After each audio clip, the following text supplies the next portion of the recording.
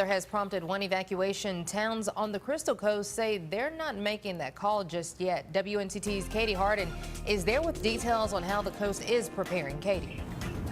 Well, Angela, leaders here are keeping a close eye on that forecast before they make any calls, and they're heeding the governor's warning here, being prepared but not overly anxious at this point. They say their residents are ready. We're out of our main tourist season, so everyone here now is pretty storm savvy, so they know what to look for.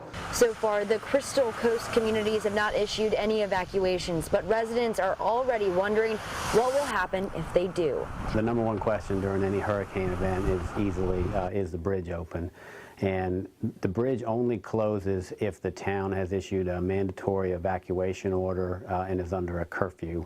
There are only two ways off the island, Emerald Isle Bridge and the Atlantic Beach Bridge. If access to the island is restricted, police guard the entrances to ensure the procedure is followed. But people are always allowed to leave. We technically never close the bridges. That's a little bit of a misnomer. You know, if it's safe to let people off the island, we'll always let people leave the island.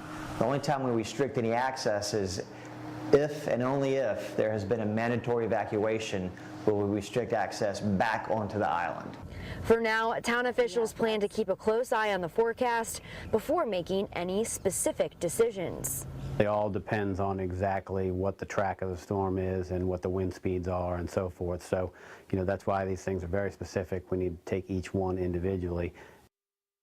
And leaders here on the Crystal Coast met yesterday and plan to meet again tomorrow to discuss exactly what to do. And that all depends on where the storm is headed and if it will actually hit the coast or if they'll just see minimal damages and effects here. Again, they will have those updates after their meeting tomorrow. And of course, we will have those updates for you both on air and online at WNCT.com. At the Crystal Coast, Katie Harden, 9 on your side.